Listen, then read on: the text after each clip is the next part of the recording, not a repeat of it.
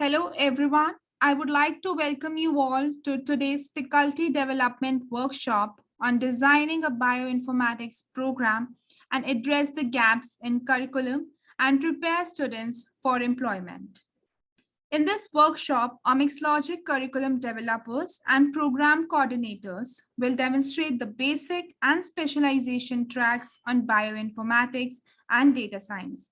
Industry-focused training examples and case studies would be taken, and we'll review the Omics Logic training materials and resources as well. We'll give an hands-on overview of the relevant topics, courses, and projects relevant to biomedical and bioinformatics industry as well. My name is Sonalika Ray, and I'm the Omics Logic Community Manager. I'm responsible for daily interaction with thousands of users that are a part of our bioinformatics community managed by Pine Biotech. Omics Logic is an international program that is running in 5 different regions with over 10,000 users around the world. And due to this fast growth, our team is working with local and regional coordinators that are helping refine local program logistics and leverage our online training resources, adapting them to the needs of the students and the researchers around the world. Before we start with the talk, I would want to introduce us. We are a US-based bioinformatics company who is working with multiple academic and commercial collaborators to develop easy-to-use analytical tools, and our mission is to make bioinformatics more accessible. Omics Logic research-based training programs are a result of close collaboration between Pine Biotech and numerous academic institutions that have participated in content evaluation, curriculum review, and project design. I'm honored to have been working with a team that collectively has an amazing experience in this area, including the other co-founders of the company. Dr. Alfred Tauber, who comes from a medical background with an expertise in oncology, immunology, and biochemistry of inflammation. One of these projects is the establishment of the Tauber Bioinformatics Research Center, which has been at the core of what we do. Dr. Leonid Brodsky is the director of the Tauber Bioinformatics Research Center and is an expert in bioinformatics and biostatistics. Our platform is a result of hard work by some of the people mentioned here on the right. Julia Panoff, who is an expert bioinformatician and has helped prepare many of the materials that we would use. Avi Titovsky, who is a computer scientist and leads the development of the T-Bioinfo platform that we would use. Dr. Harpreet Kaur has an expertise in the application of statistical machine learning techniques on biomedical data and the development of prediction tools and databases, and looks after the curriculum development, bioinformatics, and data science course development for Omics Logic. Dr. Mohit Mazumdar is an experienced bioinformatician with multiple publications in peer-reviewed journals and collaborations in industry and academia. Over the past several years, he has been developing collaborations with universities as a mentor and project lead for Omics Logic training and research fellowship. I also want to share with you all that we have an upcoming Omics Research Symposium that starts tomorrow. The Virtual Research Symposium is an opportunity for students, faculty, and companies to come together and discuss advances in bioinformatics. In the session, speakers will highlight advances, new areas for bioinformatics as a discipline, offer students and faculty insight into best practice for mastering bioinformatics skills, and allow them to explore career opportunities in academia and industry. We will cover bioinformatics, cutting-edge research and applications, undergraduate master's and PhD programs in bioinformatics, recruiters' industry internships and job opportunities for bioinformaticians, effective resources for training and education, and we also have amazing prizes for best school, college, and citizen research projects. Before I go on ahead with the Omics Logic resources and pass it on to Dr. Harpreet Kaur, our mentor, I would like our CEO, Ilya Brodsky, to say a few words for the workshop. Over to you, Ilya. Thank you very much, Sonalika, and great to have all of you here. What we are trying to do today is really provide you with an overview of some of the materials that we've developed addressing a very specific need. So before we continue, Sonalika, if you could please paste the links to the symposium. I think it's an excellent opportunity to understand the ecosystem that we are building and to learn about some of these challenges and opportunities in bioinformatics for students, faculty, as well as researchers. So briefly, before we begin, let me kind of explain what are some of the things that you will learn about today. So over the past couple of years, we've been working with thousands of students, like Sonalika mentioned, that have been interested in bioinformatics. Many of them have learned some bioinformatics in a traditional setting, and we've learned about the gaps between what they come out knowing after this training and what are they expected to know when they want to participate in research or join industry jobs. Now, we've seen this across the board at universities in the US, universities in India, universities in Africa, and I'm excited to see that many of you are here today. So I want to highlight some of the interesting challenges that we've identified and what are some of the solutions that we are bringing to share with you today. On this portal, the Omics Logic portal, we've put together a number of pathways of how someone that might not know what bioinformatics is can learn about bioinformatics. Someone that knows bioinformatics and is interested in bioinformatics can refine their skills. And somebody that would like to understand how bioinformatics is used in different types of research projects can actually apply those skills and get a research project developed. So all of these resources that you will learn about today are going to be available through this portal. The portal is found on learn.omicslogic.com. And let's just take a pause here. And for all of you, if you still don't have an account here, this is a free account. We're going to be going through several examples so that you can have a feel for what it works like and what it looks like. So please let me know once you have registered or put something in the chat box like number 1 if you have already registered. So the way you register is right here on the top. You press the login button. And here you will have an option to create an account. So I'm going to pause just for a few moments for all of you to create an account. It's free for anyone. And then as we go through, I will demonstrate how some of these things work and then pass it on to Dr. Harpreet Kaur, who will take us more into depth to understand how things work. So please let me know. Once you've registered, just put number 1 in the chat.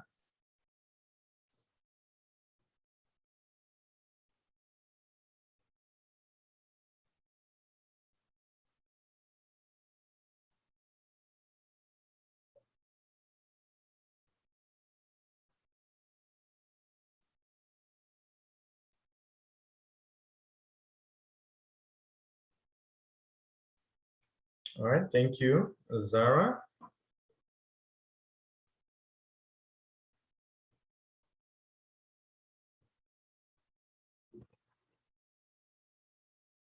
Okay, I'll give it just one more minute.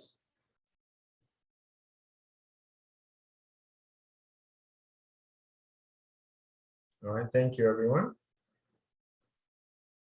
Okay, so this portal combines several different things.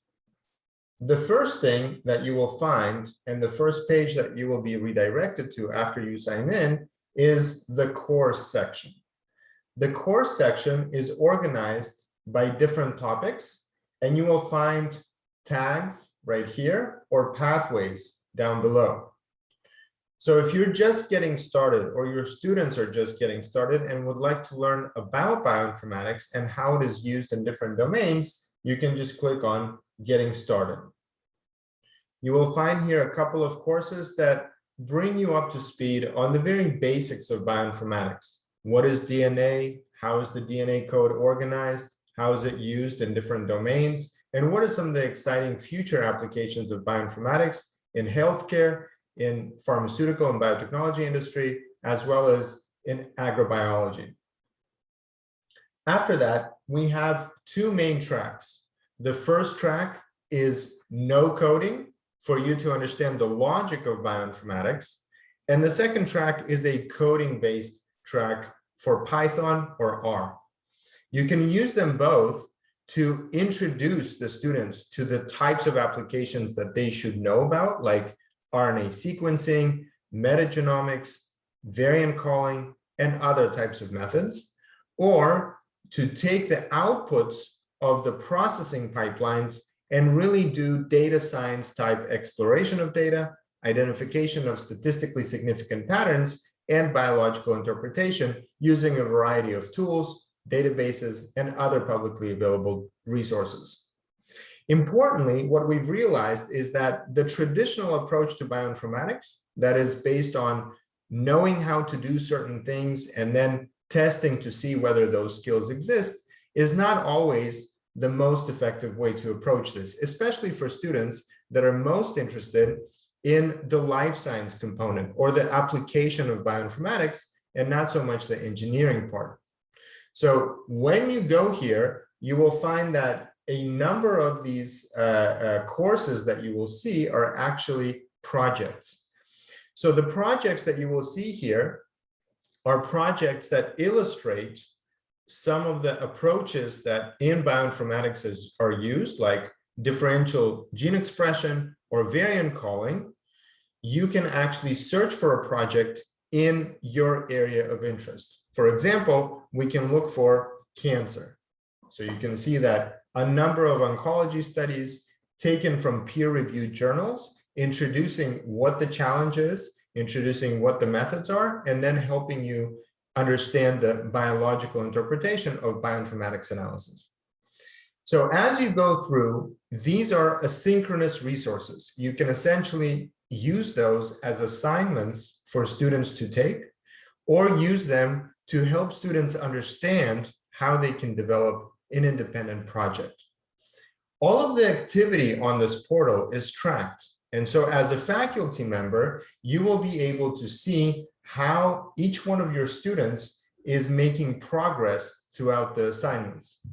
Some of the resources are designed to be used in a synchronous way. In other words, you can create a schedule, and then you can go through specific types of applications and asynchronous materials to get a certificate.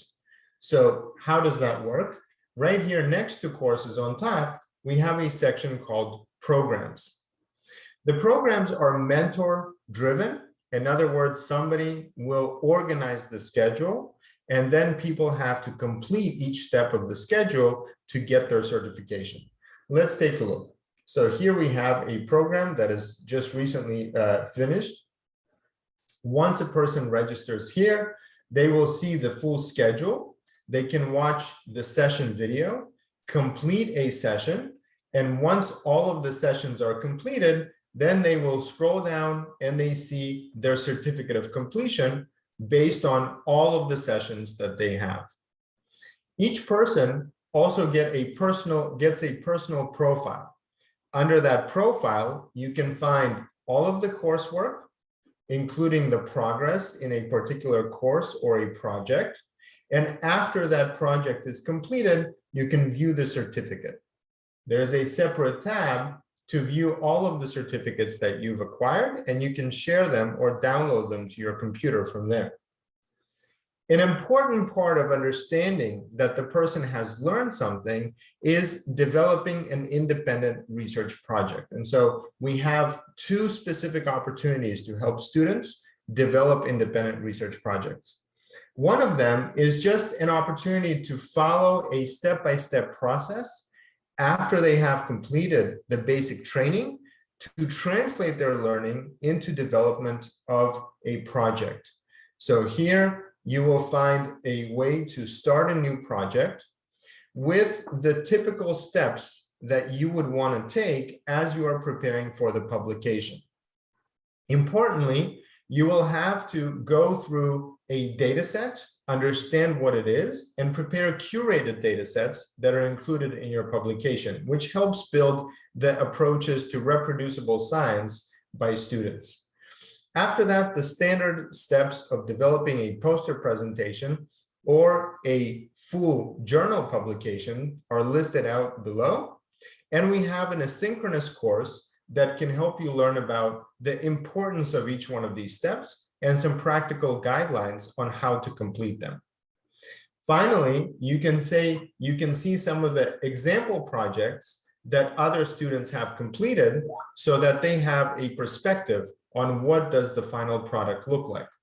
Many of these have been turned into preprints or actual submitted peer-reviewed publications in a variety of different journals. So you can take a look here at the projects tab, what that looks like.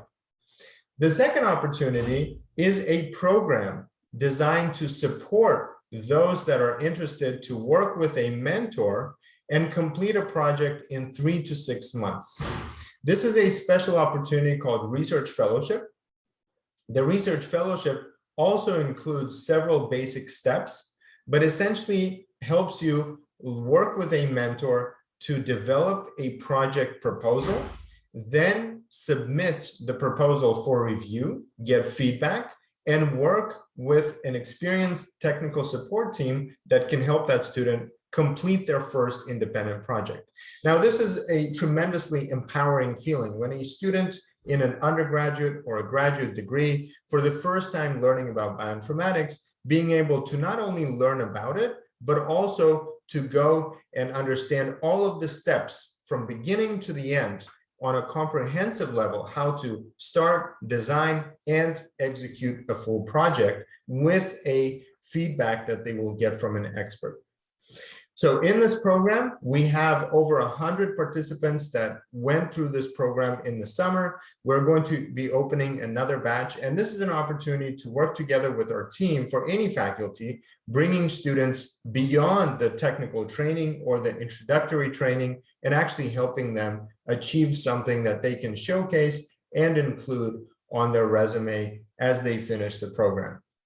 Now, to explain how some of these different resources work in greater detail, I would like to pass the presentation over to Dr. Harpreet Kaur.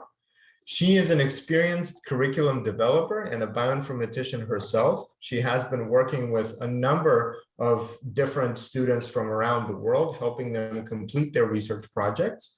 And so I think she will introduce herself as well, and then show us how some of these things actually work. Thank you, Ilya. Let me share my screen.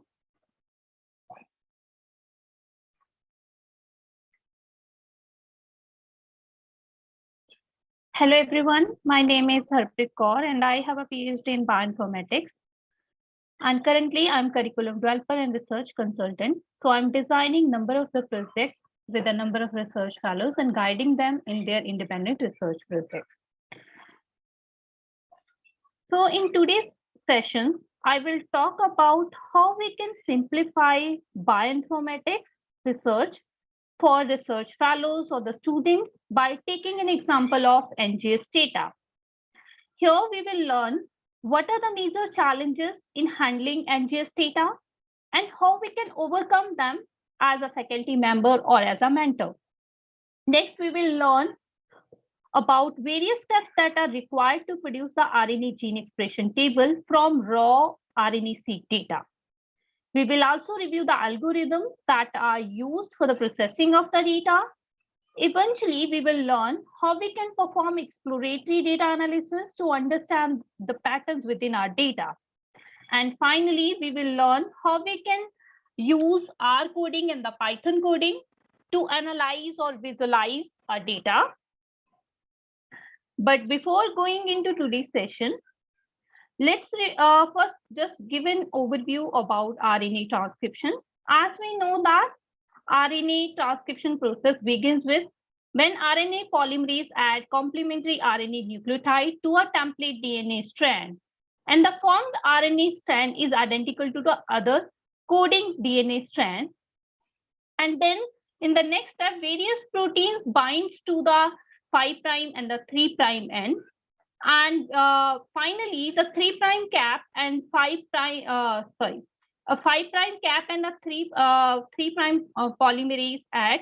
So it adds polynucleotides at 3' end to a new RNA molecule as a protection to help it to leave the nucleus. So finally, non-coding introns are removed by a splicing process and exons are joined together.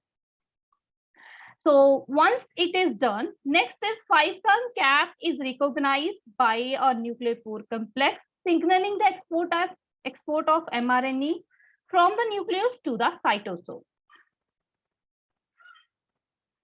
Now question arises how we can quantify RNA expression. So what are the different methods? So I know many of you must be familiar with these methods like RT-PCR. So in case of the RT-PCR, first RNA is converted into the cDNA prior to its amplification. And this process is called as reverse transcription. In nature, this process is carried out by retroviruses. And then there is another blotting. So here, an RNA sample is digested into the fragments. And finally, those fragments are separated by gel electrophoresis. Then they are transferred to a membrane that can be probed to test for the presence of hypothesized RNA transcripts. Then similar to the Northern blot, the next is microarray technique. So why it is similar to the Northern blotting? That in terms of that it is also an hybrid approach, hybridization approach. So here microarray yield highly detailed information about the indivisible genes that have been transcribed. And then these signals are then detected, quantified, and used to create a digital image of the array like here we are looking at. Finally, this digital image is used to identify various transcribed genes. So these methods that we discussed so far, that is RT-PCR, Northern blotting, or microarray. So they are used to quantify only predefined transcripts. So what we will do if there is any unknown sequences. So answer to this is that is next generation RNA sequencing.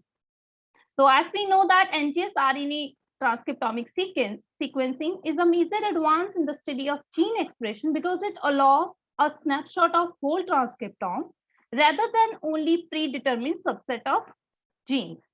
So whole transcriptome sequencing provide a comprehensive view about cellular transcription profile at a given biological movement and greatly enhance the power of RNA discovery methods.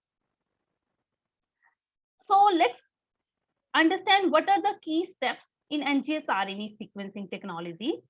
So first of all, RNA is extracted from the cell and which then is converted into the cDNA fragment. Then that cDNA is sheared into the pieces and placed into the flow cell. So inside the flow cell, the cDNA fragments are amplified using bridge PCR amplification. And then this flow cell is further inserted into a sequencer machine. This sequencer machine uses image analysis to capture each letter in the flow cell fragment by analyzing visual pattern and converting them into the sequence of the letters, that is ATCG. Eventually, from the sequencer, we obtain sequence reads. So these sequence reads can be of 30 to 300 base pairs. Now, finally, the NGS data can be stored into the various formats depending upon what type of data that we are using. For example, FASTQ file format. So these are again the text-based format, file format, and they store raw sequencing read data that we have obtained from the sequencer machine, as well as the quality score. Then we have FASTA sequences or FASTA format. So again, these FASTA formats are text-based format, and they are mainly represent DNA protein sequences. Typically, a reference genome sequence is stored in a FASTA file. Then there is a GTF file. So then GTF means that is genome transfer format, which contains genome annotation. And this GTF will store the information regarding like what is your start position, what is your end position of particular genomic element, whether it is exon, whether it is isoform or intron. So then the last one is SAM file format or the MAM file format. So what are the SAM file formats, that is, as its name indicates, that is sequence alignment maps, which represent the alignment of raw sequencing read on the reference genome.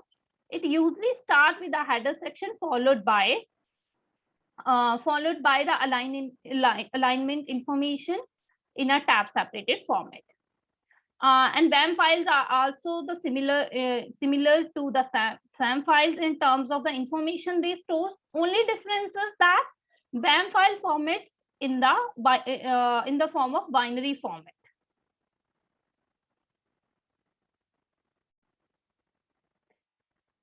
Now let's understand why different steps are needed in a RNA-seq data analysis.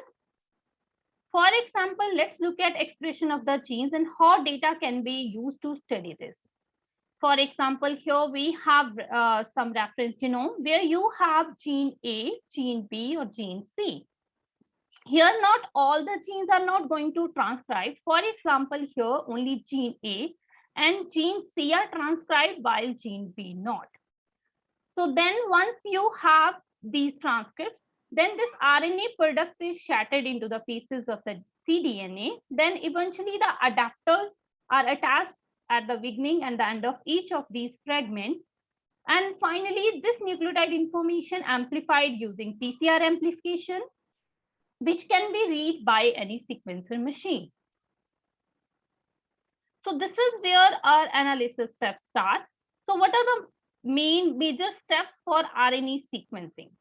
First is pre-processing, where we remove adapters and any PCR duplicates, and then mapping, which is alignment of your sequence reads on the reference genome. Then is quantification of your gene expression. Now let's look at these steps one by one and what are the different algorithms that are used to perform these various steps.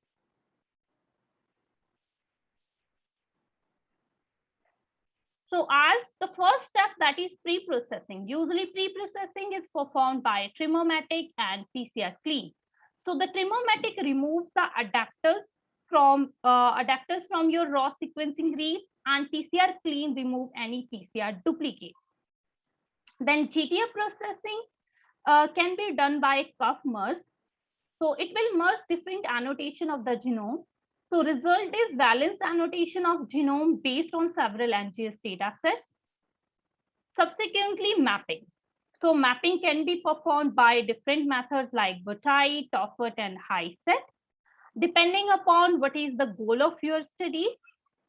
Now, these methods can be, these mapping methods used to identify the locus of a gene as well as distance between the genes. So once your reads get aligned on reference genome, next is to how you can quantify your gene expression. Now again, you can quantify your gene expression by a number of methods like Sailfish, RACM, and HT-seq.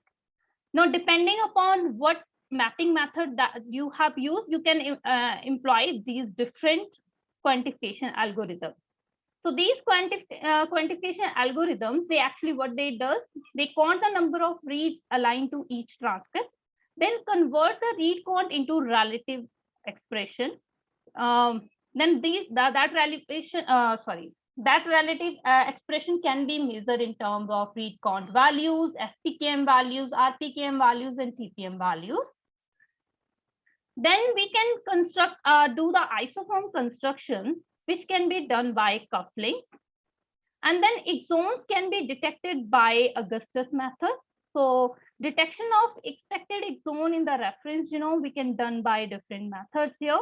So detection occur via 3 different approaches, maybe acceptor donor sites, enrichment mapping, or combining both approaches. Now let's look at each step in much more detail. For example, first we have PCR clean. So in the pre-processing, why we need to do the PCR clean? Usually the PCR clean remove all the duplicated reads from raw sequencing data. Question is, why we needed it? So the presence of any duplicate reads from the PCR amplification can distort the estimate of actual gene expression. Then after the cleaning or PCR duplicates, next is how we can remove the adapters. So there is a specific algorithm, that is Trimomatic, which remove adapters from your sequence read. Eventually, you will able to obtain clean data. So once you have clean reads, next you can align your reads on the reference genome. So there are different mapping methods. Eventually, the goal of mapping method is to identify locus of a gene as well as distance between different exons. So the different mapping methods like HiSET, Tophet, and Botai. Now, HiSET is one of the important algorithm that is responsible for aligning the RNA sequencing. Then the Botai. So this is Botai is known as one of the fast alignment algorithm, which is based on seed-mer approach or K-mer approach. So what is seed here? Seed is substring from the reads and their reverse complement. So they are extracted and aligned to the reference genome in ungapped fashion. Then their position on the reference genome are recorded and they are extended into full alignment using SIMD accelerated dynamic program. And then there is a Tophet. It is again a fast splice junction mapper for short read. Tophet align RNA-seq reads to the reference genome using Botai itself. And after reads are aligned by Botai, Tophet analyze the mapping result to identify splice junctions between the exons. So once you align your reads on the reference genome, next is how you can quantify your gene expression. So here all the quantification algorithm, what they does, they convert, first they quantify the count, that is number of the reads that aligning to each transcript. So then they convert read count into relative expression values. These expression value can be FPKM, TPM, and RPKM. So here now let's understand what is this RPKM, FPKM, or the TPM. So first of all, RPKM, so that is reads per kilobase per million factors. So total number of reads. Then you also consider the factor of length of your transcripts, then total number of map reads. And of course, you also consider the factor that is per million factors. And this is what your RPKM values. Now, how it is different from the FPKM values? You must be familiar with the term that is single end reads and pair end reads. So in case of pair end read, the values that you are going to quantify here, so that would be the fragment per million per kilobase per million. So eventually you are considering the fragments, that is you considering reads from both that pair and reads. Then there is TPM. So that is transcript per million. The only difference in comparison to the RPKM and the FPKM is the order of the calculations. So here in case of the TPM, first you divide the read count by the length of each gene in kilobase. This will give you RPK value. Then you count up all the RPK values in the sample and then divide the number by per million factor. And eventually you call this as TPM value. Now we are also going to demonstrate to you how we can actually run RNA-seq pipeline, especially without undergoing into much more details. But before going into the analysis, let me also review one of the paper from where we are going to take an example data. So here is a publication that was published in Oncotarget in the year 2016.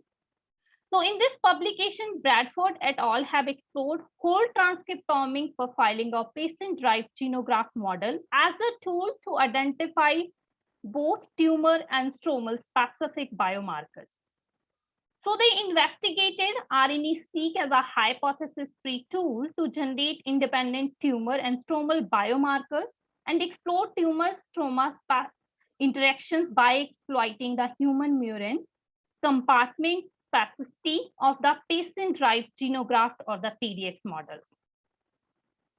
Now let's understand what is the meaning of PDX or the patient-derived xenograft. So usually a PDX model is generated when a fresh tumor tissue obtained directly from the patient and is implanted subcutaneously into the immune deficient mice. So as such, these PDX models maintain principal histological, clinical, and molecular characteristics of original patient tumor while they remain biologically stable. So because of this, they are considered as the key experimental model, particularly for preclinical drug development. So here we are trying to look at breast cancer subtype. Two of the breast cancer subtypes that we are going to analyze, that is ER positive and triple negative. Now, what is ER positive?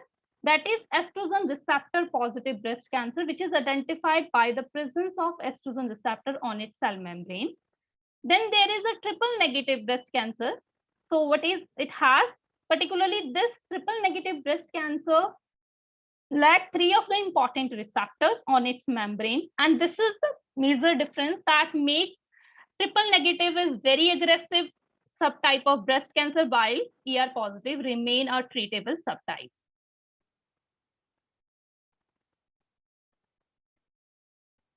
Now we are going to take our data from where we have taken, particularly from SRA. Now let me ask one question, everyone. Can you tell me, like, what is SRA? So how many of you are familiar with SRA? Maybe you can type yes.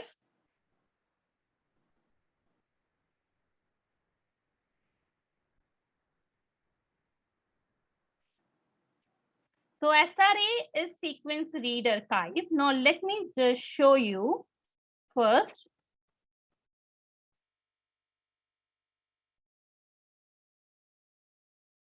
Yes, so this is sequence read archive. So this is one of the important repositories that maintains raw sequencing data. So the major challenge here is handling of this NGS data.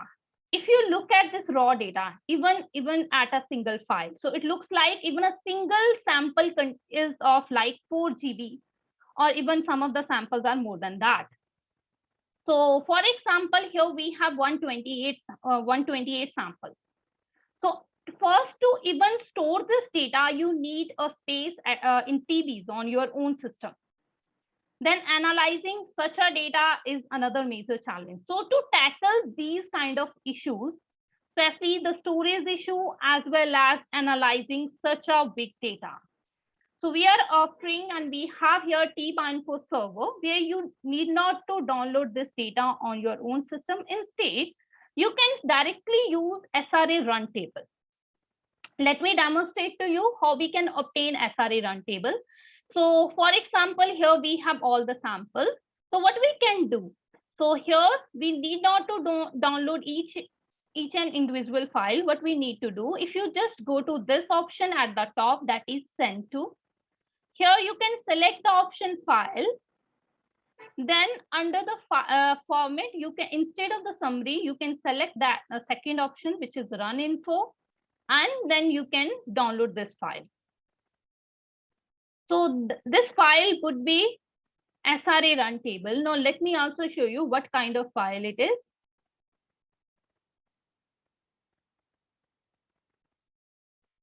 So this is very simple file, and this is like in few KBs, and you have this kind of information like sRNA. So this is SRA run table. So we can save this file as a TXT format, which is required particularly to load this data. We can save this file into a TXT file instead of CSV format. So here we have this tab separated format.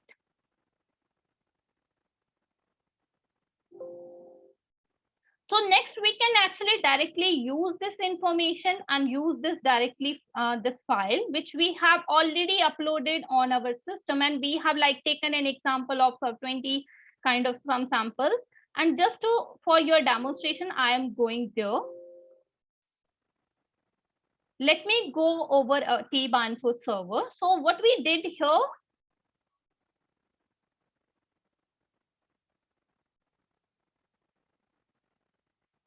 So here, this is the T-Banfo server, and maybe Sonalika, you can paste the link of this server in the chat box. So once you already registered on server, or maybe your students, right? So when, as a mentor, obviously to run RNA-seq pipeline and to make a student understand how to run a pipeline or how to do RNA-seq analysis. So here we are actually offering you very simplest way that we can do. We need not to do all the programming, and student need not to learn every single programming, like how to load a data, how you are going to analyze, and which particular tool is needed. So here you can let your student or any research fellow that they just need that particular file from the data, that is SRA run table, and then we can use this data here itself. So I am just giving you an example for the demo pipeline where we have already uploaded that particular file. Now I'm using this demo RNA-seq PDX project. So this is where we have already uploaded that particular SRA run table, and we have already defined what is the organism and what is the reference genome that we are going to use. So here any student or any research fellow just need to understand the logic, which step we need to perform and which algorithm we need to use when we are doing any RNA-seq data analysis. For example, here when I click on start, since this is an example pipeline, so we have already uploaded our input data. So we already have a reference genome, we already have SRE run table. So then while clicking on OK, we are just able to upload that data itself. Then here number of the options automatically get highlighted. Now we need to understand, once we already uploaded our data, what should be the next step? As already I was talking about, the first step is always pre-processing. So in the pre-processing, you know that there is important step, that is PCR clean and Tremomatic. So here under the pre-processing, the first option which is getting highlighted, so that is Tremomatic. Otherwise, one can use different algorithm depending upon what steps they are needed, right? So then the PCR clean, so Tremomatic of course remove the adapters or any technical sequences. So then is PCR clean, which will remove any PCR duplicates from the data. So by clicking on OK, be able to perform both the steps. Next is, once you got clean reads, what was the next step? As we already understand, next step is mapping or alignment of a reads on the reference genome. Now, if you look at these algorithms, so which are getting highlighted here, that is Butai2G, Butai2T, HiSET. So all these algorithms are mapping algorithms. Now, depending upon what kind of analysis or what output we wanted, we can choose these algorithms. For example, if I want to obtain gene expression in the form of FPKM or RPKM or TPM values, I can use Butai2. Then if I want to obtain gene expression in raw read count values, in that case, I can use HiSET as mapping algorithm. Right now, my goal is to obtain gene expression in the form of RPKM or FPKM. So I'm choosing this Butai2T. So this particular tool will align your clean reads on reference genome. And of course, it is a CEDMER approach or KMER approach. Then once we align our reads on reference genome, next is how we can quantify our gene expression. So as we were already talking about, there are a number of the different algorithms which can be used to quantify your gene expression. Of course, mapping algorithm as well as quantification algorithm is like, you always have to think like what algorithm I want to use. So you have to decide. So then for here, the example that which is automatically get highlighted, that is RSCM expression table. So it will generate the gene expression table in this form, and we are also going to look at the expression table itself. Next, if you want to perform differential gene expression analysis as well, you can choose any of these algorithms. Right now, I'm skipping because my goal is to generate a gene expression table from raw sequencing read data. So with the end, I will able to complete this pipeline. So as this is already example pipeline, so here we have already the outputs we easily obtain. Otherwise, it will take sometime 24 hours or the 48 hours, depending upon number of the samples that you have.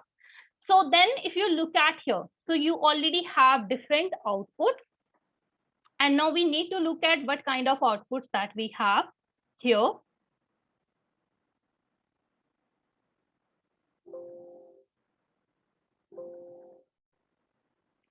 Now the first is mapping stats. Now let me show you mapping stats. You will learn like, whether how your reads are alignment. So you get the alignment rate. For example, here we are getting overall alignment nearly in the range of 86%, right? So this is simple alignment stats. So if you have already above 80% or 70%, so even more than 90%, 90% is considered as very good. Of course, upon the above 80%, we can take. If we have very low overall alignment rate, then we can look at what is the issue with our input data, right? So maybe there is a wrong reference genome that we are using, something like that, or there might be the impurities in our reads. And then the next output that we are important to consider, that is gene expression in the form of FPKM-TXT. So now let me show you. Like anyone can explore, like we have isoform expression as well. So anyone can explore all the samples. Let me just copy this into an Excel file just to show you what kind of output that we obtained here.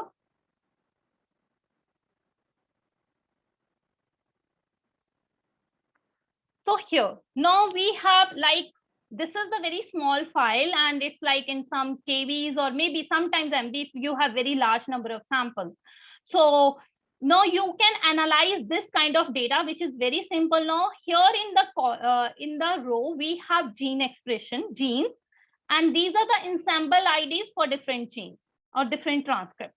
And in the columns, we have gene expression. So sorry, in the columns, we have samples. Now here we have different samples. And these values are FPKM values. Now, if you look at these values, it also you might have values like 18,000 something, then you have value like 7.13, right? So once you want to look at, now you can analyze this kind of data. Once you have clear gene expression table, now you can analyze this kind of data.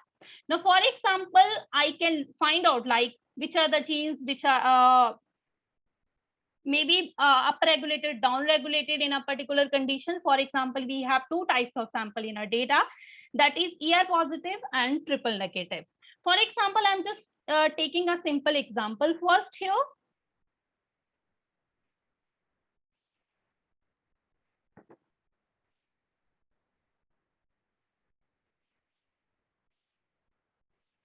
So these are the just sample class that I just want to take. And for example, let's take an example of. So now we can actually analyze or visualize our gene expression data. And we can also visualize this data in R itself to understand what kind of pattern within our data. So now, before going into details, so some of the important things that we need to understand once we have a gene expression data. So we need to normalize the data, and why we need a normalization. Let's just understand that first, and how we can normalize this kind of data directly using our T-Banfo server.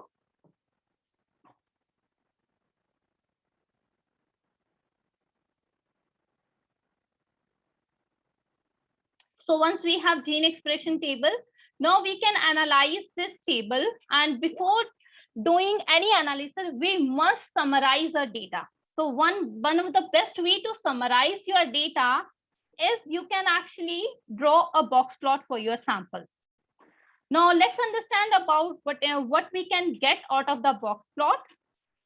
So for example, here we get an information regarding what is the median value, lower quartile, upper quartile, maximum value, minimum value, as well as what are the different outliers in our data itself. So we will get a lot of or summarize our data using the box plot itself. And I am also going to demonstrate to you how we can visualize or do or plot a box plot in R as well. So why we need data normalization? First, let's understand this concept. So as we know that most of the statistical or particularly parametric statistical tests can be applied only a data that follow normal distribution. So there are a number of methods by which we can perform normalization of data. So one of the method is like log scale transformation. So this type, for example here, so this is before any normalization. So if you look at this example here, it looks like number of the samples might and outliers. But once particularly this type of distribution will interfere with many of the statistical tasks that we plan to use to analyze our data. So to reduce this wide range of variation, for example, we observed within our data, we have values like 18,000 value for a gene within a same sample. And then you would have a value like a very small, like 1 and 2. So to reduce that kind of wide range of variation, we can actually transfer our value into the log scale, and this data become, for example, more normally distributed. And this procedure of the normalization often at times are called as log scale transformation. And it makes the data more symmetrical.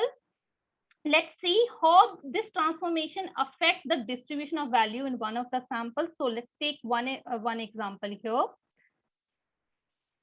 For example here, so in the raw data, we have a lot of genes which have very that have low expressed, and then there are some of genes which are highly expressed. When we do actually log, so this is before the log scale transformation. When you do the log scale transformation, here completely now this data become normally distributed, and it will be very useful to make accurate assumption regarding our data and how we can apply various parametric t-tests. Now it is easier to compare the values between the sample without losing the details of low expressed values, and still we can see the high and the low expressed values clearly here itself.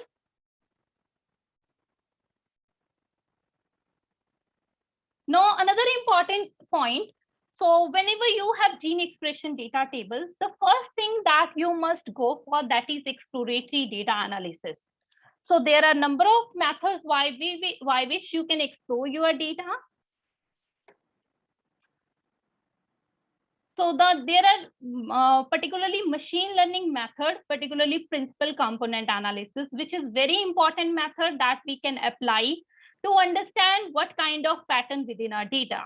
But before going into the details of exploratory data analysis, particularly principal component analysis, let's understand what type of machine learning methods are available. Like there are major two categories of machine learning method, that is unsupervised and supervised. First, unsupervised method, which actually detect only the patterns in the data without any labeling of your data. Then you have supervised machine learning method, where you require the information of the labels of the samples within your data. So based on the labeling of the data, eventually supervised machine learning methods will be developed, or what we can say, we can train our samples. Then on the unknown data, which is known as task data, we can predict the classes of new sample based on the training of the model.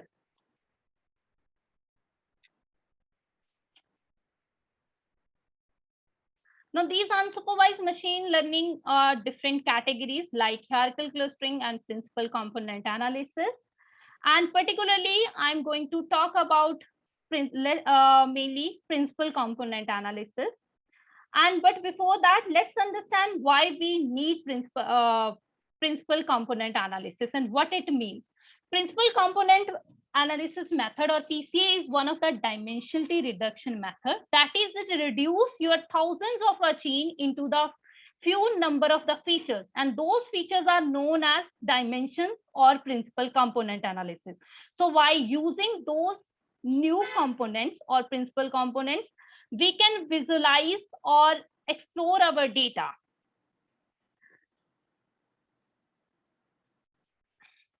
Now let's understand how this PCA works.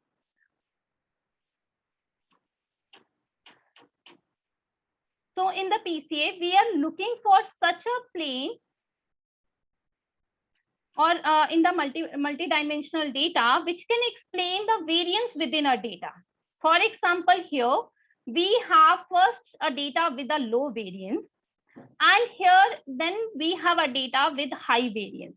However, this variance is not explained by simple x-axis or the y-axis, but you could draw a line in the original space itself that shows maximum variance within this data. So this vector through the multidimensional space that maximize the variance of the data is called principal components. Now, eventually, using the principal components, we can visualize or explore a data itself. For example, here we have principal component PC1 and principal component PC2.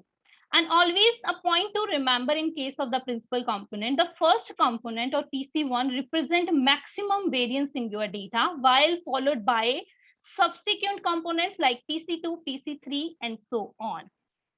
Eventually, this PCA or principal component analysis is very useful at the initial stages or analysis. Now let's understand how we can perform quantile normalization as well as PCA directly using T-Bioinfo server, because we need not to go or write any code. So let me just show you. So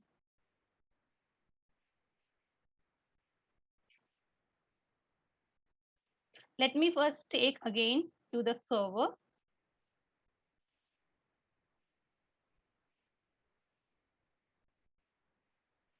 So once I have this gene expression table, so the gene expression table that we have obtained from here. So what we need to do next, we just need to save that table into a TXT file, and then we can directly use that table using either unsupervised analysis category or utility section. So right now I'm choosing utility section. Why? Because here we are going to perform quantile normalization as well as PCA analysis.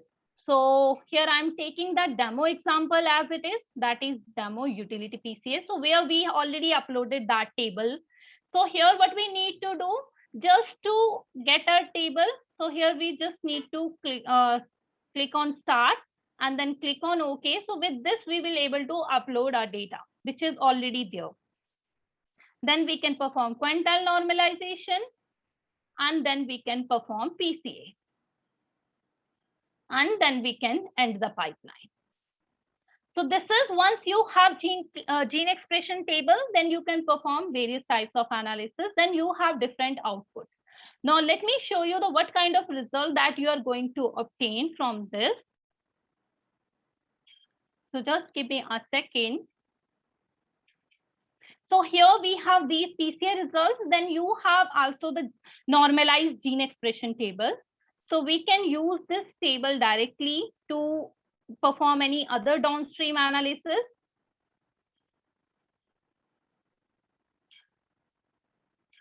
Now let me show you the results. For example, here. So the PCA results, here we have the samples, and corresponding to this, we have PCA components and how much variability each component represents. For example, first we have this percentage 30.49, then PC2 14.23, and so on. And here, if you observe, PC1 represent maximum variance followed by PC2. So then based on this information, we can simply draw this scatter plot to understand what kind of patterns within our data. For example, here we have both the information ER positive and triple negative. And of course, within that, a thymic mice and nod mice as well. So if you look at ER positive and this ER positive thymic and nod mice, where you have, so they are present on the right side and left side, and then triple negative samples are present on the right side. So then we can clearly visualize like these classes of samples can be distinguished from each other. So we can, based on this kind of analysis, then we can perform various types of exploratory data analysis. So this is how we can directly on any student, if even they are not familiar with a lot of programming or they are not interested in the programming, so they just need the data, then they just need to understand a basic concept like which type of analysis I can perform on what type of data and what type of input format is needed and what should be the logical steps. Then they can perform any kind of analysis using this T-Bioinfo server itself. Another thing that I just want to show you, that is if somebody is interested to learn programming. For example, if someone is interested to learn programming, so let me just take you to one of the course, that is data science. So I'm showing you data science in R. So now how these different type of code or analysis work. So I'm just taking you an example here. For example, there is a data science lesson, advanced data visualization. So here we at the each step. So here each learning lesson is divided into various steps where you can actually learn each and every step. So always in the first step, we explain you or provide you the very basic introduction, like what you are going to learn here. Or for example, here you are going to learn how you can load a data, how you can create object data. So then how you can perform normalization on data, or how you can summarize your data. So once you learn the basic things, what are these? Here you are going to learn the basic things what you had are going to cover under here. So then here always under the next step, when learn the code. So here complete code is divided into sub steps or sub blocks where you can learn what each step is doing. So once you have learned that and learn the coding, in the next step you can actually do a lot of practice. So here the code is already explained for each type of, whether you want to draw scatter plot, whether you want to draw box plot, and whether you just want to perform log scale transformation. So, and of course how you can draw bar plot. So once you have learned the coding, and some many a time students are willing to learn the coding, so then here in the next step you can actually practice it. Practice it and always modify your code. So for example, you learn the code here, then how to do data manipulation. For example, how to obtain sample names, column names, row names. So then you will learn in the next step that, and followed by, for example, you just want to look at how you can draw a box plot for your data, or how you can perform log scale transformation. So for example, simple box plot. So this is without normalization. If you look at here, this is when we considered FPKM data. So then after the log scale transformation, for example, how we can perform log scale transformation, simply you need to do log, then you of course need to add +1 to remove, especially to handle 0 values. So then, for example, when we are going to run our code after the log scale transformation, now you can clearly see the sample which look like an outlier. Here we can clearly see, here we have ER positive sample, then we have triple negative sample, and based on the box plot even we can see the clear differences. So this is how you can learn coding itself. And here each step is explained in very well way, especially for those, for example, as a mentor, as a faculty, sometimes it is not possible for us to like teach and everything, or we so this is the simplest way that here anybody can actually explore these codes and learn how to write a code. So if somebody is some students are willing to learn coding, so anyone can teach it from here in a very simplest way, and of course learn himself or herself as well. And then if somebody is not willing to learn or do all the programming skills, so then that person can easily use this particular platform, that is T-Bar-Info server. Here you will find different subsections. For example, this is for transcriptomics data. Apart from that, we have different sections, dedicated sections on genomics data analysis. Then of course, metagenomics data analysis. Then if somebody is interested, mass spec or structural biology or virology data as well. So here that's a dedicated section on that. And this is more a data mining. This is more or less dedicated to machine learning or any statistical analysis. So here anybody can learn and perform any type of analysis. Now I would like pass this session back to Ilya so that he can go ahead with the further steps. Thank you, everyone. Thank you very much, Dr. Harpreet. So before I continue, I will just address some of the comments here in the chat. First of all, for any of you that are interested in your region to join a group, we have a representative here from Africa. They have a Slack channel where you can join a discussion group and connect with our community there. For those of you in India, we have our team from India, so Nalika can help guide you to connect with the right people there. And in the US, you can feel free to reach out to me directly.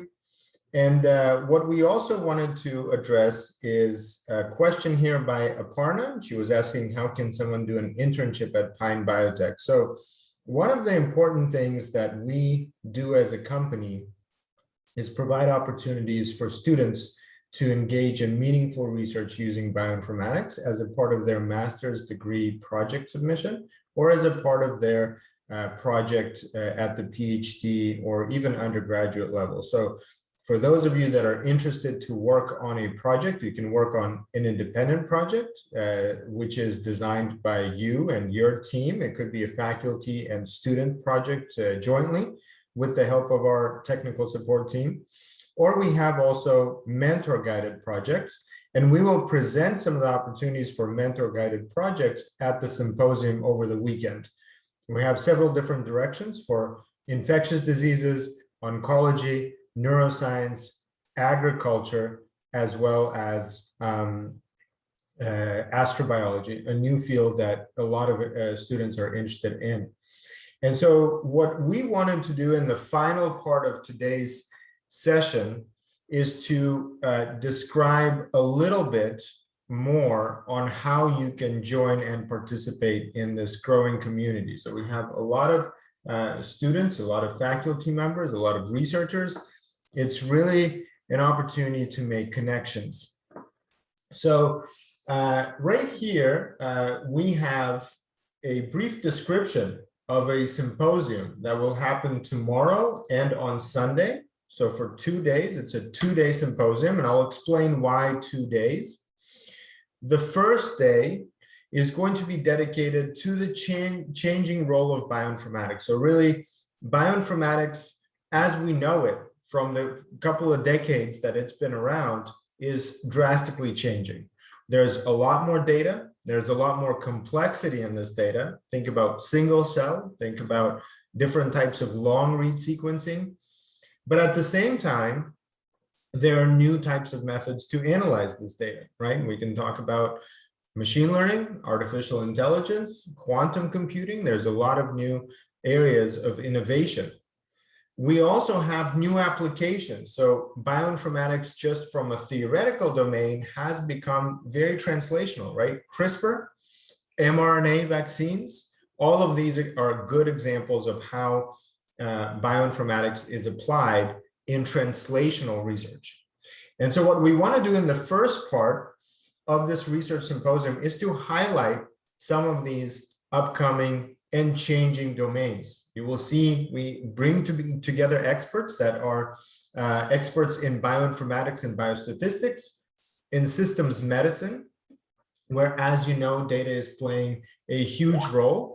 We're bringing together experts in a variety of interdisciplinary domains where people have to collaborate across engineering, big data, mathematical modeling, as well as different domains like virology and microbiome, as well as several speakers that will highlight some of those cutting-edge research projects that bring bioinformatics to the center so that it is playing a role in public health, personalized medicine, and drug repurposing. So we'll talk about a lot of these exciting topics. Now, for students, this will also be an opportunity to highlight their achievements. So showcase their projects in a poster session, get feedback from the expert community on how they can improve and where they can take these projects further, as well as for universities to really understand some of the most important topics in this domain. We will also provide an opportunity for universities to speak about their programs. So if you have a program that is maybe in biotechnology or bioinformatics and you would like to understand, how can I do more for the students? How can I provide them with industry internships or research fellowships? How can I link them to a community where they can thrive and do more with the skills that they're acquiring? You will learn about some of the programs that we're working with at MIT University, at Georgetown University, at Louisiana State University, and others that have made that extension to their curriculum to incorporate more of the practical bioinformatics that is case study oriented or project driven, as Dr. Harpreet showcased today, and incorporate them into the greater community of industry and academia working together so that they can understand some of the differences and some of the challenges that each one of those faces. So we will also understand how our Omics Logic program is going to continue to evolve. So we will highlight some of the achievements in Africa, led by our team from Nigeria, some of the achievements in India, where we have a number of university collaborations and hundreds of students joining different types of programs, as well as here in the US. Now, the full schedule is going to be right here. You can view the complete schedule of the different sessions. You will see that, again, the first day is dedicated to the changing role of bioinformatics. And we have a number of interesting speakers from Asia, from India. We have then a panel from Africa, from Nigeria and Ghana and South Africa, where we will have a discussion on how bioinformatics is developing as a field in that region. Then we will turn to what we are doing in the US and Israel, where we have our collaborators from the Tower Bioinformatics Research Center speaking about some of the new developments on the T-Bioinfo platform and some of the cutting edge approaches to mathematical modeling. We'll have guest speakers that will talk about the changing role of bioinformatics in virology from a perspective of a very accomplished scientist who is from University of California, San Francisco, as well as a perspective on astrobiology, as I mentioned, from Dr. Dasarma, who's a professor at University of Maryland School of Medicine, and will speak about extremophiles. And then we will turn to our second day. And so in the second day, it's really about how to get involved and make an impact. And this is for students and for universities to really understand, for students, what can I do with my bioinformatics skills? For universities, how can I make my program more appealing and more translational so that students don't finish the degree and are lost what to do with that degree, so that they have a path. They know to apply to research projects. They know to apply to industry internships, right? They have a path to continue. So that is really what we're going to address. We have excellent speakers from A&T University in Noida, Georgetown University Systems Medicine program, computational biology at Carnegie Mellon. We have also a message from the National Association of Idea Principal Investigators, which is a community of universities in 23 states and Puerto Rico, and then some programs at the medical level, at the more computational level, and some guests from industry, including Dr. Shamir Kader, who is a senior director at AstraZeneca, who will talk about what is their company as a pharmaceutical company doing in the field of bioinformatics and how they are collaborating with the world of academia. So what is their take on academic industry relationship or partnership?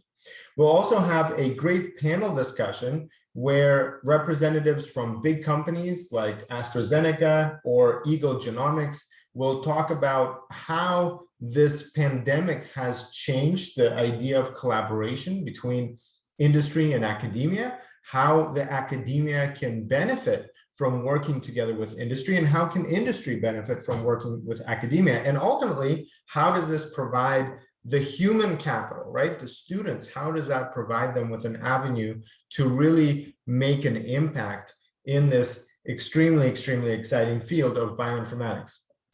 So we will have a poster session after that to give some feedback and provide some interesting prizes that will be money prizes for the best posters.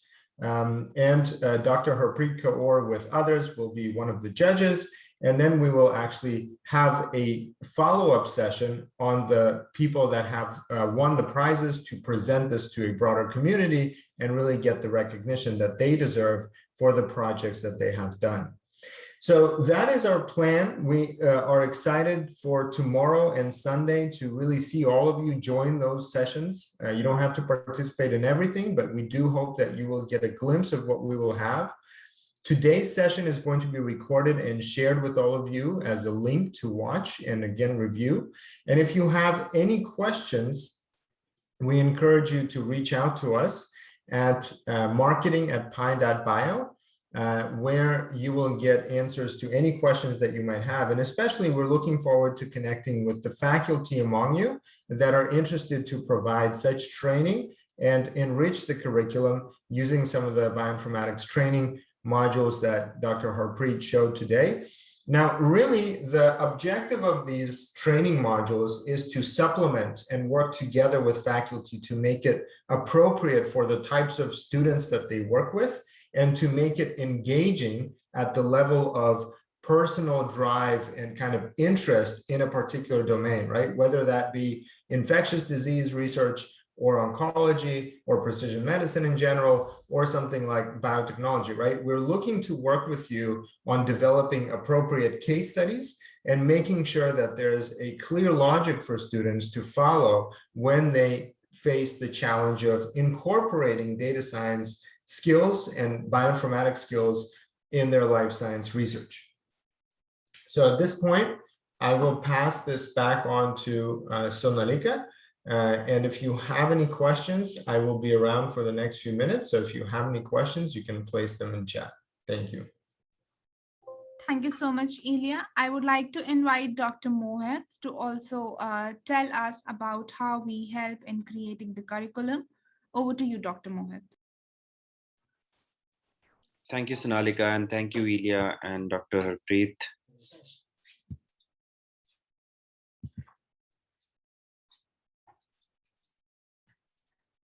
So today we saw the demonstration of the powerful multi-omics T-Bioinfo platform and the associated courses, the way they have put together. So our team at Pine Biotech specializes in bioinformatics and big data project-driven curriculums that we were just discussing, and it integrates with the university curricula, helping students to take advantage of the resources, working with industry experts to develop cutting-edge research projects and data analysis skill sets. So these collaborative research-based specialized training prepare the students and the researchers for industry as well as academic jobs and internship. So during the collaboration process, our team shares case studies and effective strategies that have been used by universities in the US, Africa, as well as in India to introduce bioinformatics to non-bioinformaticians and non-engineering students, as well as to bioinformaticians. So also to support research projects from faculty and students that I will be showcasing you in a while. So with this ongoing transformation that we are hearing about, data-driven approaches and bioinformatics are now widely accepted and used in analyzing data from high-throughput experiments. So data is becoming more and more important for everyone, for biologists, for researchers, for scientists, for faculties, for educators. So it's just to be now more aware of this data and be a part of this transformation, which is the transformation of biology as data science.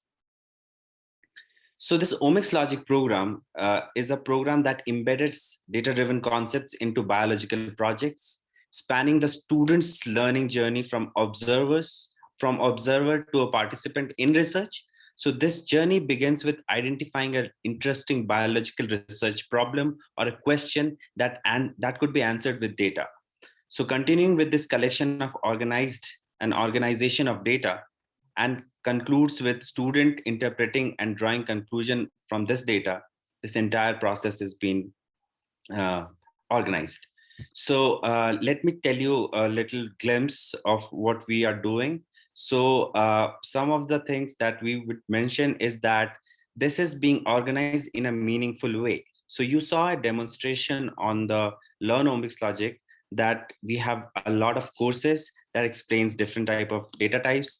And then there is a logic to it. To understand the logic, we have divided these into several types of curriculums and designing them into putting logical information and activity in between so that it is engaging as well as interesting, and it's very enriching in learning with all the hands-on exercises that you get to do on real data sets.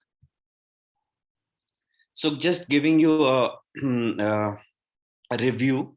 So we saw today that once you log in into the Learnomics Logic, you get a profile. So a profile helps us to learn about each other and also others to learn about what we are doing in terms of our big data research, coding, gaining certificate, getting featured, and most importantly, it helps us visual going through a scheduled training in a collaborative research based setting. So these are called programs. So we also got to know about these programs, but to just let you know and like review this. So a scheduled program on Learnomics Logic provides an interface for the participants and the mentors to access the resources at one place, get information about the upcoming sessions, which are scheduled online sessions or on-site sessions, and the links that are associated with the session. That includes asynchronous courses that are there, and that includes big data pipelines, that includes data sets from NCBI or from a publication, and also includes references to go through. So this is how it is structured. And over the last few years as a team, we have been able to help our partnering universities and our collaborators by working together, taking students, the classroom to the real world application of basic and translational research using big data and using data science tools and applying them to biotechnology. So this journey actually is very interesting because we have students from different categories who require special attention at a different stage. So this starts with a very basic training that actually aligns and make that cohort or make that group or make that individual aware of what is going to come next. So understanding some basic concepts about each of these data types, about how they connect with biology, how biologists and life science and the industry is getting benefited from this, is something that is being covered in the basic interface, basic training. So we have also an understanding that we today saw in the session about different data formats. How can you do data visualization? And I'm talking about big data here. How do you apply NGS technology to your research? So one of the challenges as a faculty or as a researcher one faces is that learning about a new technology and then doing the correct analysis, doing the interpretation, and come up with an outcome. So all this process has to be sort of perfect, right, to be able to publish it. So it's a challenge to do this for the first time, and I think this is a platform that actually helps us a lot to gain that experience, to be able to apply this to your own research or to be able to apply this for training. So this includes several components, as Ilya has already described. Now, after learning about the basic training, we move to something called specialization. So specialization is really, I mean, as it says, is special, because here what we are doing is this where this industry-based training comes in. So there's been a lot of work going on in specialized areas such as precision medicine, precision oncology, immunology, and use of those technology that are enabling us to do research on cancer, research on neuroscience, infectious diseases, agrobiotechnology, and astrobiology, as mentioned. So giving them an opportunity, an idea, or to go through, explore these specialization is the next step. And when I'm saying giving them, I meant a cohort or a group of students or someone. So anyone can choose between these specialization and learn about them in much more depth, so that that can be implemented as a research or as a training. Now, after learning about the specialization, the next step is to be able to work on a project.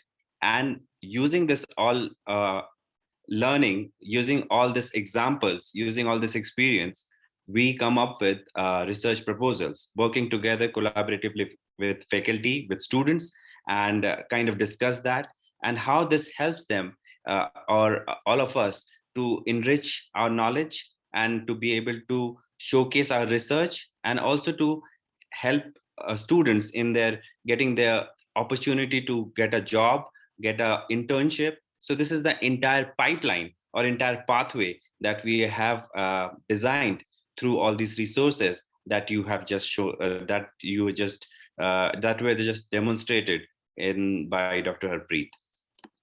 So to explain this, in each modules, we have different modules that describes different terminologies, biological context, data format, analysis logic, and then how do you map those keywords and terms that actually are relevant to this kind of learning. So having all these components together along with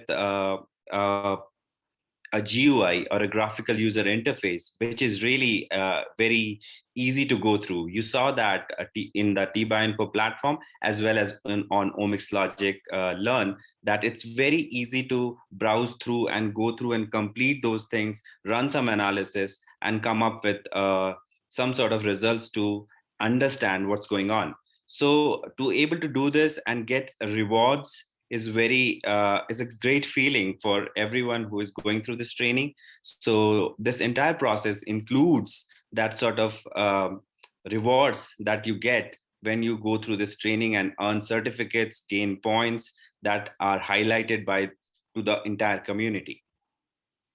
Now, as I was telling you that these are various specialization tracks that we have prepared, and these specialization tracks includes when we do collaborative programs for a group of students who are interested, for example, in learning about and doing research in infectious diseases. One of such example is our recent program with NMIMR Ghana Noguchi. So where we were able to work on infectious diseases, especially malaria and COVID, and we're able to work on 6 different projects by the end of the training. So as I was telling you, that these are industry and research challenges of today's world, modern century, modern world, and we have several examples for in each of these specialization tracks when you go through this training. So after doing the courses where you get practical examples, you go through these specialization projects that helps you develop your own idea and understand that how do you interpret and come up with different sort of analysis, starting with phylogenetic analysis, genomic interpretation, and finding mutations or gene expression analysis that you just saw demonstrated by Dr. Harpreet. So with all of this, we have put together this entire training method, starting from understanding of big data, getting mentorship from the experts who helps through the entire process of learning, starting from developing an idea, developing a proposal, to be able to work on a proposal, and then come up with a outcome such as a poster or a publication. So these specialization tracks, we have a lot of them. Some includes the current application of precision medicine to infectious diseases, as I already have explained to you that. And then the application of omics in agrobiology, where it is being widely now used for precision agriculture with drone technology, enabling getting more data and information, plant breeding and adaptation, and astrobiology. So this is another specialization track, I would say, that is very interesting with all the space exploration that is going on. And then after doing that, the next step, as I said, is to be able to work on your own independent project where you can envision that with this data set, this question could be answered and the methods could be described using the TBioInfo platform. So this entire process of preparing yourself to analyze, process, interpret, integrate, model, and then simulate. So starting from applying and understanding data to a level where you can think and maybe come up with a model that is an artificial intelligent model that integrates all sort of data and come up with automation. So all of these fields are integrated into a complete study that actually helps us to understand a holistic approach about the healthcare problem that we are looking at. So as I said, this has a huge application in healthcare industry. So a lot of this is getting used for drug discovery, for clinical trials. So biomedical industry is this is widely accepted, and we already have a lot of experts coming in the symposium who will be talking about these different applications.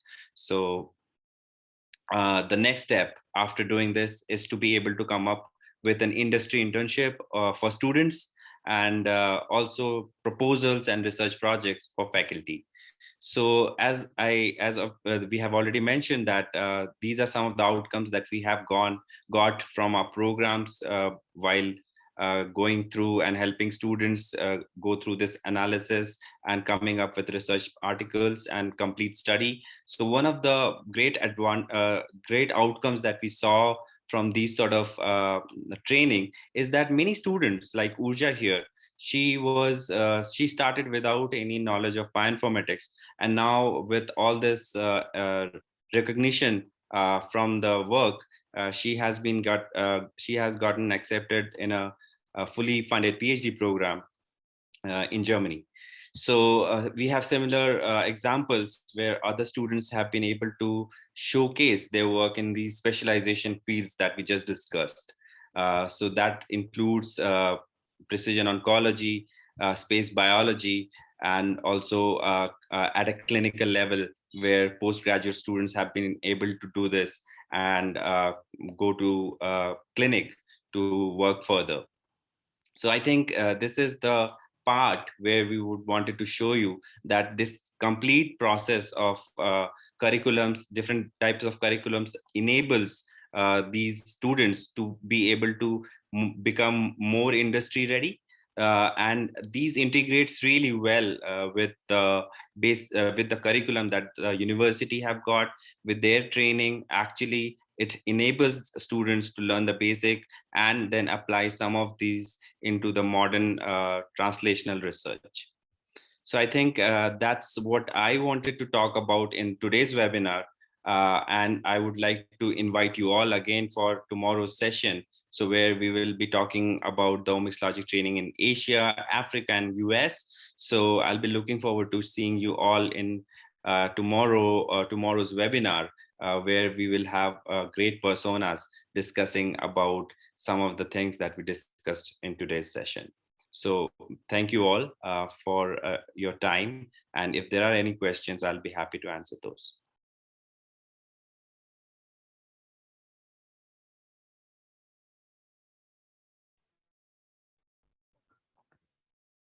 Thank you so much, Dr. Mohit. If you have any chat box, you can reach out to us at marketing@pine.bio, or you can also reach out to Dr. Mohit at mohit@pine.bio. Thank you everyone for joining today. We would be looking forward to your participation in our symposium. Thank you. Have a great day.